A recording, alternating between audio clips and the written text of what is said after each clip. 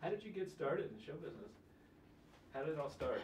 Well, it was a natural, although I did major in NYU Uptown. I majored in Spanish literature and then theater because I got the lead in HMS Pinafore and Josephine. I had a soprano then, and I was encouraged to take on a double major.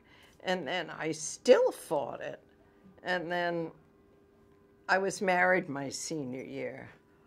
That was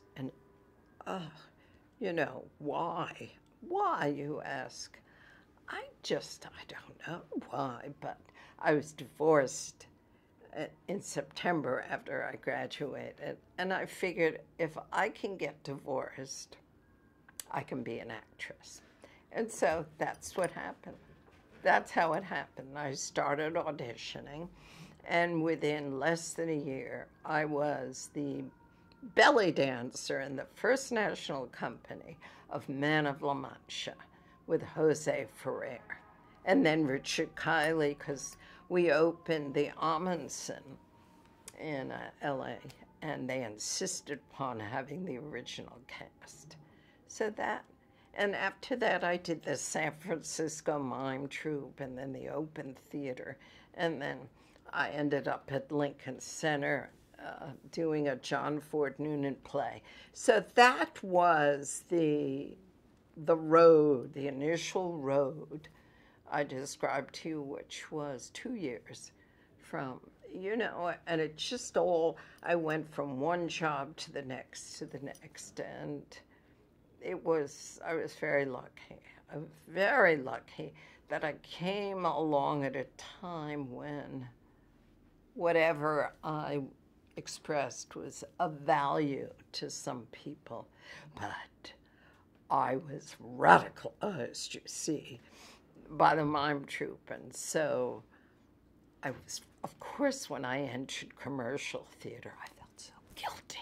We were tear gassed, in Oregon and at Columbia and Harvard, and because somehow we either preceded Dow Chemical, or the Army recruitment. This is during the Vietnam War, so, But it was an experience, to say the least. Peter, now his name is Coyote, but then it was Peter Cohan, and he was in the mime troupe, and he was really, ooh la la, but I would not. And he said we would have been,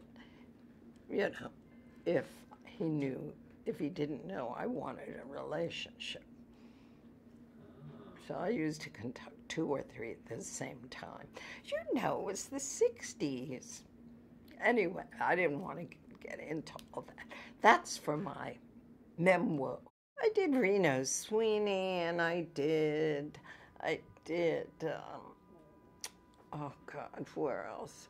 Brothers and Sisters, the grand finale. And I'll tell you, Reno Sweeney's was really something else. It spoiled us all. Fresh cut flowers and black and white tiles, state-of-the-art sound system, just beautiful. It was, and the posters, Elliot Hubbard, just the most wonderful entree into that world. I had never done, we called them nightclubs. We didn't call them cabaret. And I think that's what they were, nightclubs. I did a disco version of Toot Toot Tootsie in my act. Ethel Merman did a whole disco album. I'm sure she did. She could do anything. I love her. She, I sang one of her songs. What makes something in me sing? Oh, I've got to have my fling. Can't you see? Woof, woof. It's the animal in me. Big broadcast of 1935. You know it? I know the song. You know it? How come you didn't sing along? Because you're the star. What makes something in me roar? Whatever, go on.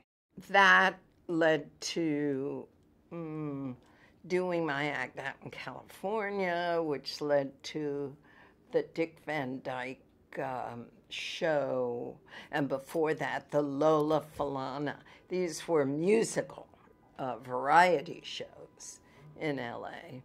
And then, oh gosh, just what did I do? I was funny, and I sang, and I was very bawdy at times.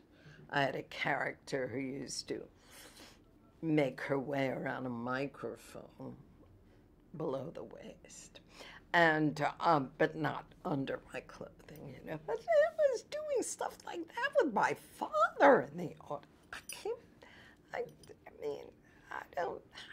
I was very audacious. In those days when I was in California and Hollywood, I had done very well in New York theater.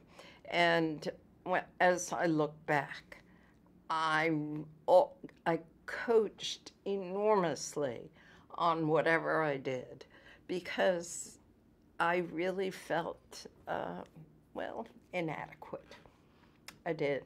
I knew that I needed to hone my film chops, but there was a director, Bob Giraldi, who was very, very successful and quite famous as a commercial director. And I did a lot of commercials for him. And when I bite into a York peppermint patty, I get the sensation of a cool breeze billowing through my hair and running across my low white flowing dress. I think he told me to be orgasmic, but I'm not sure. But he would go up to the client and say, well, after one take, he'd say, do we need any more? And he really gave me a tremendous amount of confidence. I was speaking to a young friend of mine, brilliant singer jazz singer at the New School Jazz School today. And I said, if you look at my career, you know, there were people who said, oh, you could be a big star, you know. And I've just been in competition with myself, not anybody else. And I'm happy because the decisions I've made, like when I left California, or I didn't do the television version of Foul Play, or I didn't do another version of Laugh-In. If it didn't hit me, then now maybe I could have been richer, but I'm not dead yet. You know, I ain't dead. That's what my shrink used to say. You ain't dead yet. And she used to say, the only thing you have to do is die. So, of course you have to pay your bills and take care of yourself, be clean. Very important to smell good.